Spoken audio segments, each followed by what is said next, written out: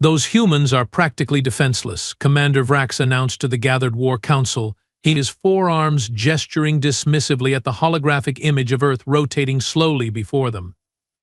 Their military technology is at least 3 centuries behind ours. They have no planetary shield, no orbital defense grid, and their most advanced weapons still rely on chemical propellants. Chemical. Can you believe that? The 7 other members of the Zantari High Command nodded in agreement, their scaled skin reflecting the blue light of the hologram. General Pax, the eldest among them, leaned forward with a skeptical expression. Yet you propose a full-scale invasion? For what purpose? Their resources are unremarkable, their planet is mostly water, and they present no threat to the Zantari Dominion, General Pax said, his gravelly voice carrying the weight of centuries of military experience. Commander Vrax's secondary eyes blinked rapidly, a sign of excitement among the Zantari. Ah, but you haven't heard the best part. These humans have something unique in the galaxy, something we have never encountered before. And that is? Admiral Tulo asked, her interest finally piqued. They care for their young, intensely, ridiculously even. They have buildings called orphanages where they house young whose parents have died, instead of recycling these parentless offspring for resources as any sensible species would. They collectively raise them. They expend valuable resources on children who contribute nothing to their society. Vrax couldn't contain his laughter, a series of clicking sounds that echoed through the war chamber. The council members exchanged confused glances. I fail to see how this is relevant to military strategy, General Pax said flatly. Vrax composed himself, his primary eyes narrowing. It's psychological warfare, esteemed General. The humans have a bizarre emotional attachment to their young. They value the lives of their offspring more than their own. If we target these orphanages, they will surrender immediately to prevent further harm to their precious children. A long silence followed as the council contemplated this strategy. You are suggesting we bomb buildings full of immature humans? Non-combatants? Admiral Tulo asked, her voice carefully neutral. Precisely. One strike, minimal resources expended, and the humans will capitulate. We claim Earth as a colony without a prolonged conflict. The Emperor will be most pleased with our efficiency, Vrax said, puffing out his chest plates in pride. General Pax looked troubled. The data on humans is limited. We have only been observing them for a few of their years. Are you certain this strategy will work? Absolutely. The Scout Legion reports indicate humans become irrational when their young are threatened. They will surrender within hours of our demonstration. Trust me, this will be the easiest conquest in Zantari history, Vrax proclaimed. Very well, General Pax conceded with obvious reluctance. A single strike on one of these orphanages as a demonstration. But I want a full battle fleet in orbit, just in case. Vrax nodded eagerly. Of course, of course. A wise precaution, though I assure you it won't be necessary. Lieutenant Zorn hated Earth duty. The gravity was uncomfortably strong, the atmosphere too rich in oxygen, and the local food made his digestive sacs burn. But as the youngest officer in tactical intelligence, he had no choice but to accept this assignment. His current task was particularly unpleasant, final reconnaissance of the target before tomorrow's strike. The building before him was large by human standards, 3 stories tall with a sprawling playground behind it. A colorful sign proclaimed it as New Horizons Children's Home. This is absurd, he muttered into his communicator. These humans waste valuable real estate on non-productive members of their species. Focus on the mission, Lieutenant, the bored voice of his supervisor responded from orbit. Confirm occupancy levels and defensive capabilities. Zorn adjusted his holographic disguise, ensuring he still appeared as a human mail carrier. Occupancy appears to match our estimates. Approximately 60 immature humans, ages ranging from newly hatched to pre-adolescent. Adult supervision numbered at 8. No visible weapons or defensive systems. Not even basic shield generators or automated sentries. And the surrounding area? Zorn scanned the neighborhood. Residential zone, no military installations within 5 kilometers. Nearest police station is 3 kilometers southwest. Excellent. Return to extraction point. The strike is scheduled for 0800 local time tomorrow. As Zorn turned to leave, a small human child approached him on the sidewalk. Female, he guessed, based on the longer hair and pink clothing their species used for gender designation. "Hello, Mr. Mailman. Do you have letters for us today?" she asked, smiling widely to reveal a missing front tooth. Zorn's universal translator processed her words easily, but he struggled with an appropriate response. His briefing on mail carrier behavior had been minimal. "No letters today," he managed, trying to mimic the local accent. The child looked disappointed but then brightened. "That's okay. Tomorrow is our big party anyway. As Donna says, we are having cake and ice cream because our home has been open for 10 years. Zorn nodded awkwardly. "That sounds pleasant. You should come." "Ms. Donna says we should always be kind to everyone who helps our community, like mailmen and firefighters and doctors," the child continued. A taller human emerged from the building, calling out Penny. "Come back inside for lunch, sweetheart." The child waved at Zorn. "Bye, Mr. Mailman. Hope you have a super-duper day." As she ran back to the building, Zorn felt an unfamiliar sensation in his third stomach. Discomfort, perhaps from the local atmosphere. He shook it off and continued toward his extraction point, eager to return to the sterile environment of the orbital command ship. The next morning, from his observation post 3 kilometers away, Zorn watched as the precision striker descended from the clouds. The sleek, dart-shaped vessel was nearly silent, its stealth systems rendering it invisible to Earth's primitive radar. His communicator crackled. "Strike commencing in 60 seconds. He confirmed final clearance, Lieutenant." Zorn hesitated, the child's smile flashing in his memory. This was wrong, somehow. Not because of their mission, the Xantari had conquered dozens of worlds and children died in wars. That was the natural order of things. But something about this specific targeting felt dishonorable. "Lieutenant, we need final clearance," the voice insisted. Military discipline won out over his momentary doubt. "Clearance confirmed. Proceed with the strike." The striker positioned itself directly above the orphanage. A bright blue light gathered at its underside as the plasma cannon charged. In a single, devastating pulse, the energy beams struck the building. The explosion was both smaller and larger than Zorn expected. Smaller in that the striker's precision meant only the orphanage was destroyed, leaving surrounding buildings intact. Larger in the sense that the sound seemed to echo across the entire planet, as if Earth itself was screaming. As debris rained down and smoke billowed into the clear morning sky, Zorn waited for the panic, for the chaos that would precede the humans' inevitable surrender. Instead, something very different happened. His communicator exploded with frantic chatter. Multiple launches detected. Earth militaries are activating weapons systems worldwide. "What? That's impossible," Zorn replied. "They should be surrendering." "They are not surrendering, Lieutenant. They are attacking. All our ships report incoming missiles. Primitive nuclear weapons, but hundreds of them." Zorn's blood ran cold. That makes no sense. The briefing said they would capitulate when their young were threatened. The voice on the communicator had changed now, replaced by the stern tones of General Pax himself. "Lieutenant, return to extraction immediately. The humans are broadcasting a message on all frequencies." "What message, sir?" There was a pause before General Pax responded, his voice uncharacteristically subdued. "They are declaring what they call total war. Their world leaders are unanimous. No surrender. No negotiation. They have stated their intention to, and I quote, exterminate every last Xantari in the galaxy for what we have done." Zorn felt dizzy. But that's insanity. "They can't possibly hope to defeat us. Return to extraction now, Lieutenant." "That's an order." As Zorn hurried toward the extraction point, he noticed something peculiar. The humans he passed weren't running or screaming.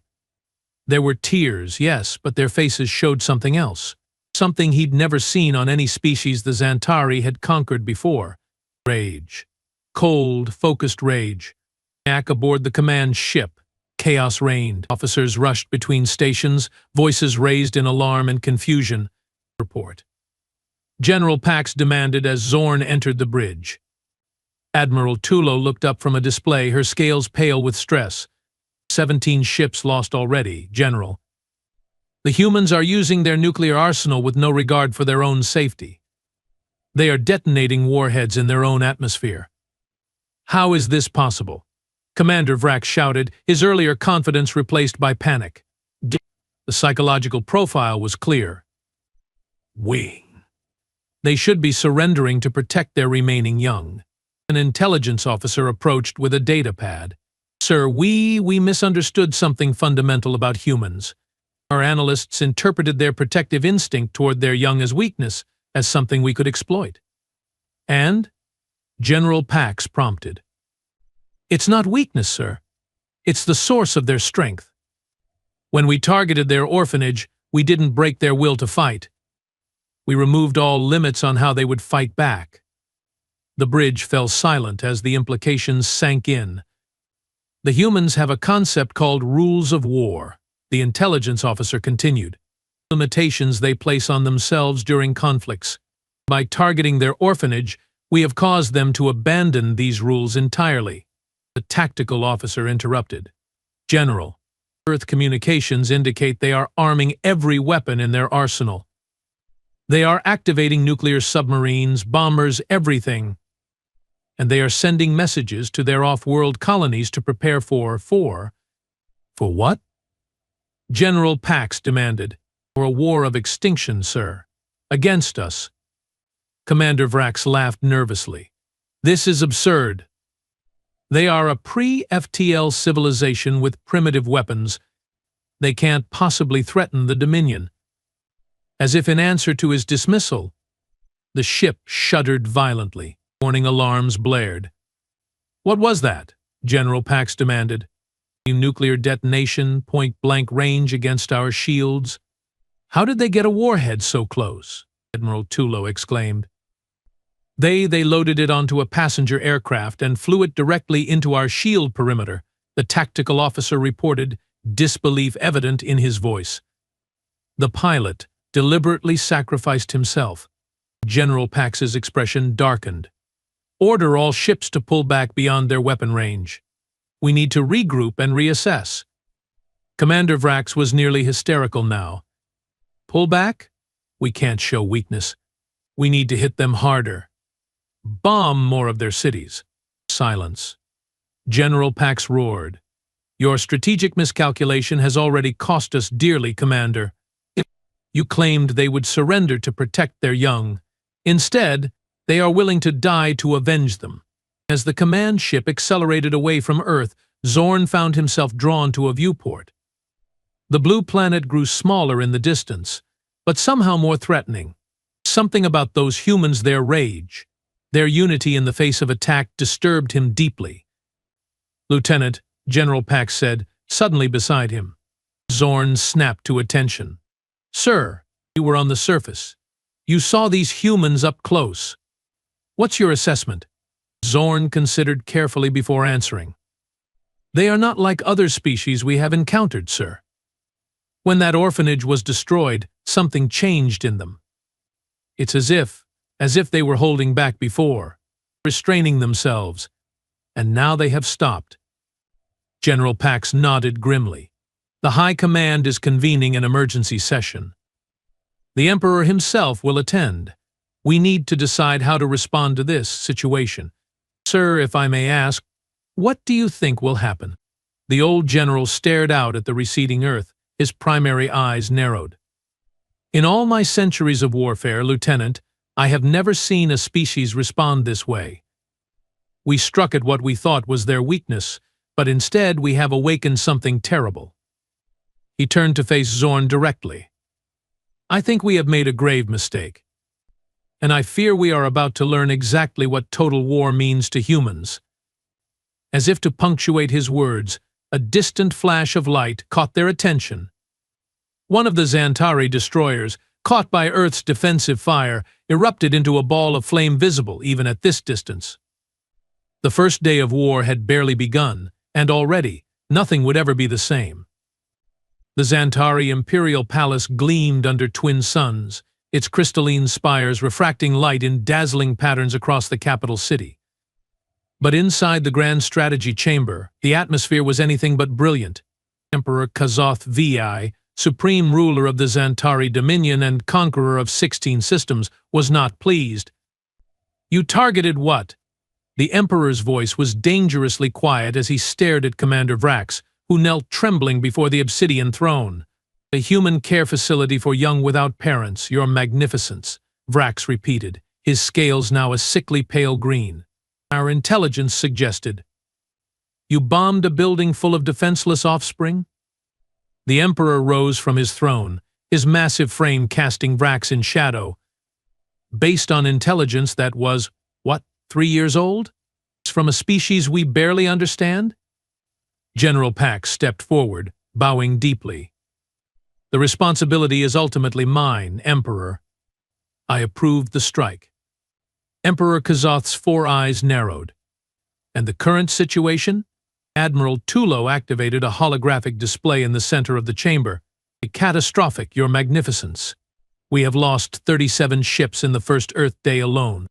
The humans have activated their entire nuclear arsenal, thousands of warheads, and they are using them with complete disregard for collateral damage." "They are using nuclear weapons in their own atmosphere?" asked the Emperor incredulously. "Yes, Your Magnificence. They appear unconcerned with the long-term environmental impact. They are solely focused on destroying our forces, at any cost." The Emperor sank back into his throne. "Show me their communication." The one declaring this total war. The hologram shifted to show a human female in formal attire, standing behind a podium emblazoned with an eagle symbol. Her face was streaked with tears, but her voice was steady, cold, and resolute. "Today, the alien invaders known as the Xantari deliberately targeted and destroyed the New Horizons children's home, killing 57 children and 8 caregivers. This unprovoked attack on our most innocent and vulnerable citizens represents a level of barbarity unknown in human history." She paused, and when she continued, her voice had hardened further. "The nations of Earth, united as one, hereby declare total war against the Xantari species. There will be no negotiations, no surrenders, no mercy. Every resource, every weapon, every human being on Earth and throughout our colonies is now dedicated to a single purpose: the complete and utter eradication of the Xantari threat. We will not rest until justice has been served for the children of New Horizons." The hologram froze on her face, fierce determination etched in every line. "She speaks for their entire planet?" the Emperor asked.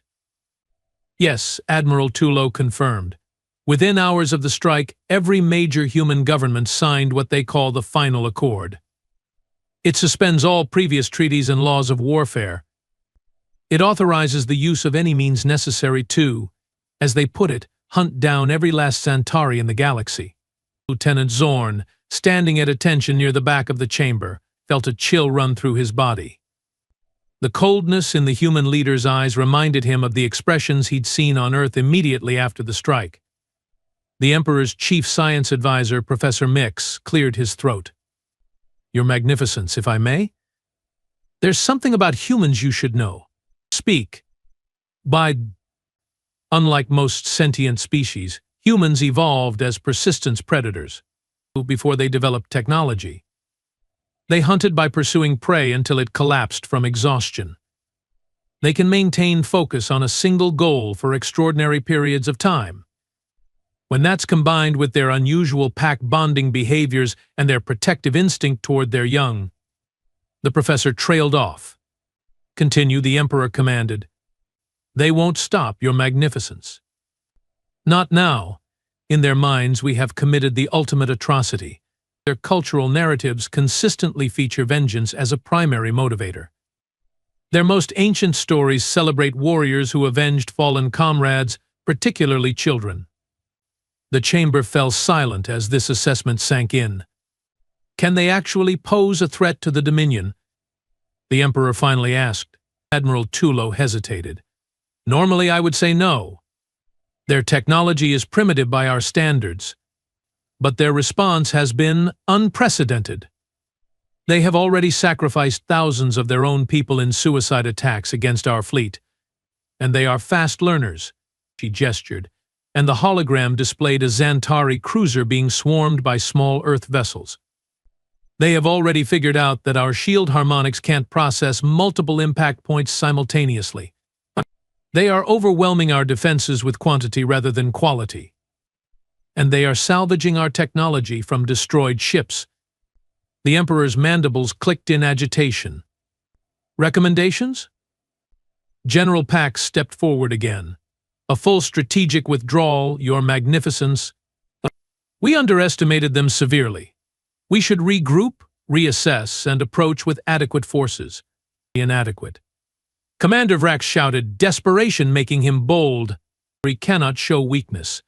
We must crush them completely, now, before they can organize further.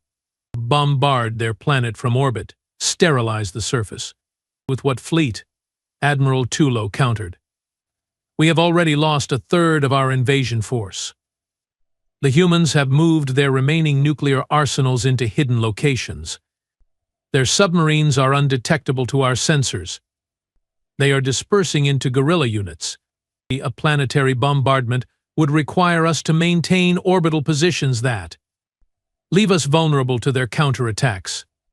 The Emperor raised a hand for silence. Lieutenant Zorn, you were on the surface. Step forward. Surprised at being addressed directly, Zorn moved to the center of the chamber and knelt. Your Magnificence, you saw these humans up close, not through data feeds or intelligence reports, with your own eyes. What did you observe? Zorn chose his words carefully. They are physically unimpressive, Your Magnificence. Soft-bodied, fragile. But there is something in their eyes, a fire. When I witnessed their reactions after the orphanage was destroyed, I saw rage, yes, but also purpose, unity, as if they had become a single organism with a single goal. And that goal is our destruction, the Emperor concluded. Yes, Your Magnificence. I believe they will pursue that goal beyond all rational limits. 3 months later, Lieutenant Zorn stood on the observation deck of the Imperial Dreadnought Inevitable Victory, watching as yet another Xantari colony was evacuated. Transports filled the sky of Nexus II, carrying civilians to supposedly safer worlds deeper in Dominion territory. Quite a sight, isn't it? The voice belonged to General Pax, who had somehow appeared beside him without notice. Yes, sir, Zorn replied, straightening to attention. I didn't expect the evacuation order to come so soon for Nexus II. Neither did the High Command. The old general's scales had dulled since the war began, the vibrant blue fading to a weathered gray. The humans are advancing faster than our projections indicated. They have adapted our shield technology already. And their FTL drives are crude but effective. Zorn nodded. The human fleets had appeared in the Nexus system just days ago, using captured Xantari ships alongside their own rapidly manufactured vessels. They fought with a ferocity that shocked even veteran Xantari commanders. Did you hear about Outpost Krell? General Pax asked. No, sir. The humans didn't attack it. They sent a single message, we know this outpost conducts biological research. You have 6 hours to evacuate all personnel. After that, it burns, and exactly 6 hours later, they reduced it to ash. Zorn frowned. They gave warning? Why? The outpost had a nursery pod, 300 Xantari eggs and 20 hatchlings. General Pax's secondary eyes blinked slowly. They let them evacuate first. The implication was clear.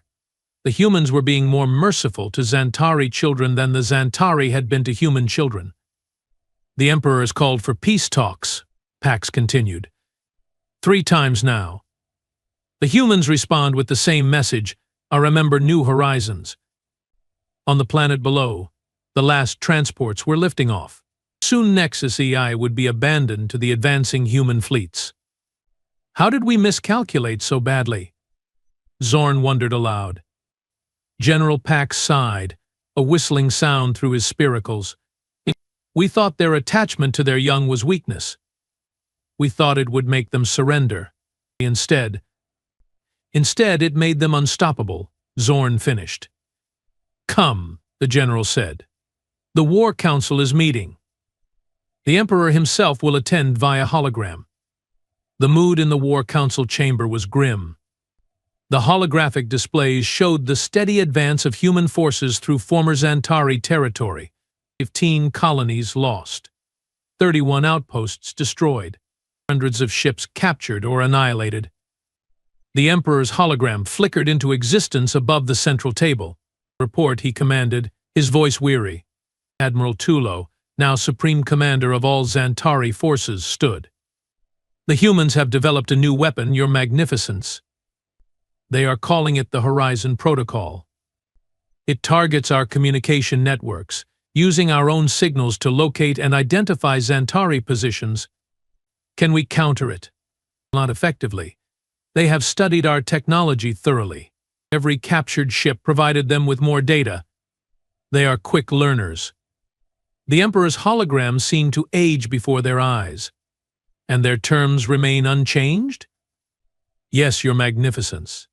They demand unconditional surrender of all Xantari forces, followed by war crimes tribunals for those involved in the orphanage bombing.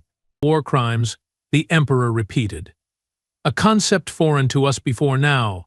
Professor Mix, who had become the Dominion's leading expert on human psychology, spoke up.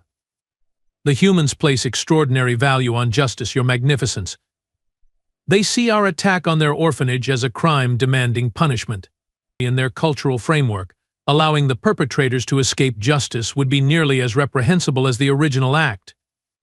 And if we surrender, what happens to our people, our worlds? Admiral Tulo hesitated. Based on intercepted communications, they plan to confine the Xantari species to our homeworld and 3 core colonies. They would dismantle our fleet and place monitoring stations throughout our former territory. Containment, the Emperor said bitterly. They would cage us like animals. It's more mercy than we showed them, General Pax noted quietly. The Emperor's 4 eyes focused on him sharply. Explain. We struck without warning, targeting their most vulnerable. They have given evacuation notices to civilian populations. They have focused their attacks on military targets. Even now, when they hold the upper hand, they show restraint. Restraint? Admiral Tulo scoffed. They have destroyed 15 of our colonies. Military colonies, General Pax corrected. They bypassed Velos EI, entirely a civilian agricultural world with no strategic value. They could bombard our homeworld from orbit, but they haven't. That's not because they can't, Admiral. It's because they choose not to. The council chamber fell silent as this realization spread. Finally, the Emperor spoke. They are giving us a chance to surrender, to survive as a species, if not as an empire. Yes, Your Magnificence, General Pax confirmed. Though their conditions are harsh. And the alternative? The Emperor asked. Admiral Tulo's scales paled. Based on current trajectories, total defeat within 1 Earth year. Their production capacity is astonishing. They have converted their entire industrial base to warship manufacturing. Every human colony is now a military outpost. They are united in purpose in a way I have never seen in any species. The Emperor's hologram flickered as he considered their options. Professor Mix, if we surrender, will they honor the terms? Or will they destroy us anyway, once we are defenseless?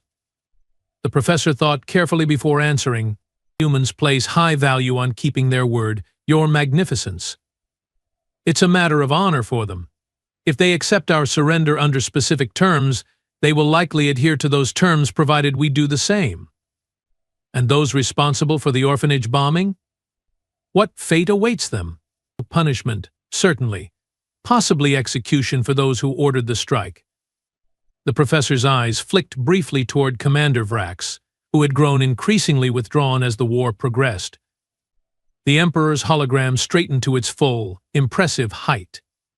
"I will address the Dominion in 1 hour. Prepare for my announcement." As the hologram faded, the council erupted in confused discussion. Lieutenant Zorn found himself next to General Pax, who stood silently amidst the chaos.